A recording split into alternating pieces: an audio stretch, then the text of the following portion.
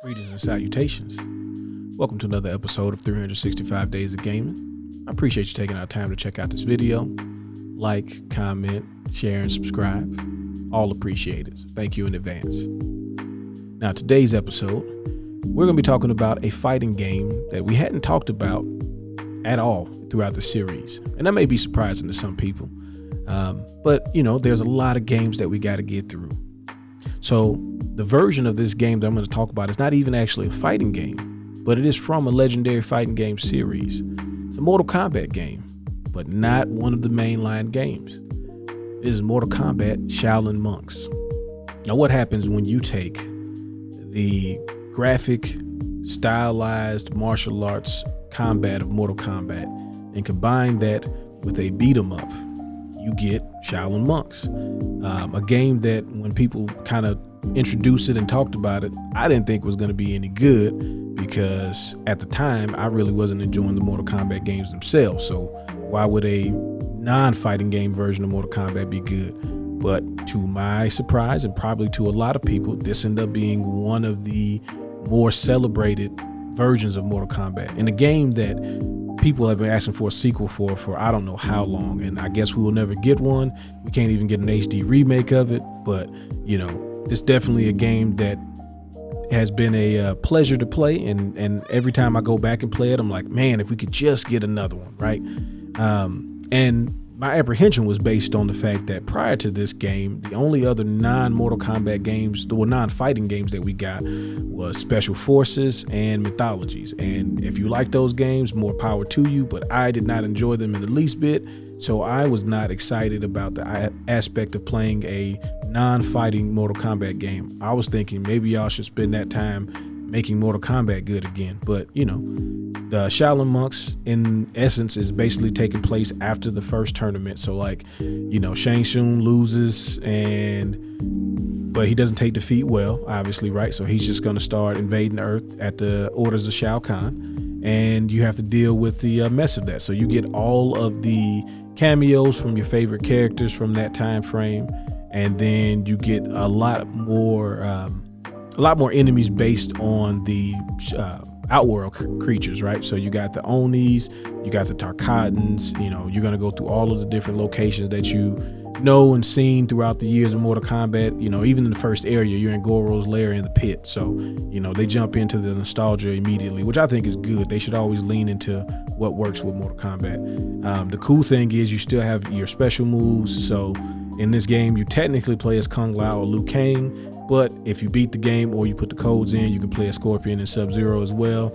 Now, it doesn't make sense because the game still refers to you as Liu Kang or Kung Lao, but who cares? I'm playing Sub-Zero because if you could play him, why wouldn't you play him, right? And, so you have all of the special moves that they have in the normal fighting game. You have a bunch of different finishers that I thought was really cool. And, the game is just, it's not it's not a revolutionary game of the series, right? But it was just really, really, really fun. And that's what made Mortal Kombat so good back in the day, was that it was a fun game. Above everything else, it was fun to play. And so this game, recaptures that. A lot of the cutscenes I really liked because of the actual fighting during the cutscenes were really good. And it showed the martial arts of each of the characters in a way that up until that point, they really hadn't showed a lot of, except for, a couple scenes here and there in some of the other fighting games like Deception and Deadly Alliance. But this really focused on how strong these fighters were in comparison to other fighters, right? So you have the different Tarkatan warriors you come across, or the Onis that you fought in the beginning, and you have the outworld soldiers and just members of Shao Kahn's forces, and you see how much stronger you are. And the other MK fighters, like Baraka's not like the rest of his people. He's clearly much stronger than all of them, right? Reptile is much stronger than the other ones of his race, and even just the monks and things like that, like Liu Kang and Kung Lao, are much stronger than all of the other monks.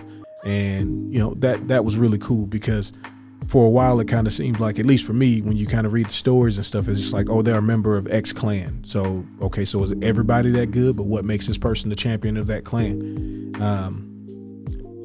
So yeah, I really like the presentation of this game. I like the locations. They also did another mode kind of like this, and Deception, where you had the adventure mode with Shinjinko, and then you also had the other one with Draven. And, you know, they were pretty cool, but they were never quite as good as Shaolin Monks. And I really think they kind of missed the opportunity to kind of just implement Shaolin Monks into their mainline games. You know, they've done stuff like the Crypt and the newer games, but it's never been to the level of this game. So, you know, for this game is celebrated for a big reason. Also, this was towards the end of Midway as we know it. So, you know, a lot of things from that time, I guess, IP wise may be lost and not available the way we would like. But, you know, I've seen Ed Boon on social media a few times talk about Shaolin Monks and, you know, how he's not opposed to making another one. And I always think to myself, well, buddy, you're the Mortal Kombat guy, you know, make it happen for us. But, you know, either way, this game is really good. And then the way you explore the areas, like there's a lot of places in each area that you can go that you don't necessarily have to. Obviously, you know, what you get from it is stuff like concept art and things like that, which is cool, not necessarily, you know, characters or anything, but it was still a nice incentive to explore all of the areas. So I always enjoyed trying to figure out how to get, you know, certain doors to open up or how to get certain barricades out of the way, which usually involves you throwing somebody into some sort of structure or device, but, you know, never gets old. Finishers are there. Everybody has like their classic finishers, and then there are other ones that you can learn and discover. And I always thought that was cool, not just having one thing.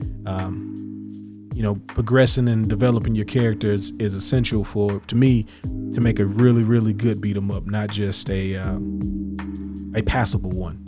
So I thought they put a lot of effort into this. And like I said, during that time, I was wishing that they put this level of effort into all of their Mortal Kombat games. But, you know, if we got to make do with Shaolin Monks, we will. But yeah, if you played this, what are your thoughts on this game in, you know, comparison to the rest of the series? Did you enjoy it? Did you beat it? Who'd you play?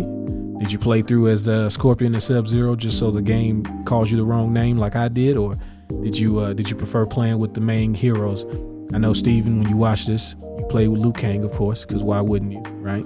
But anyway, hope you enjoyed the video. Have fun. Be safe. Peace.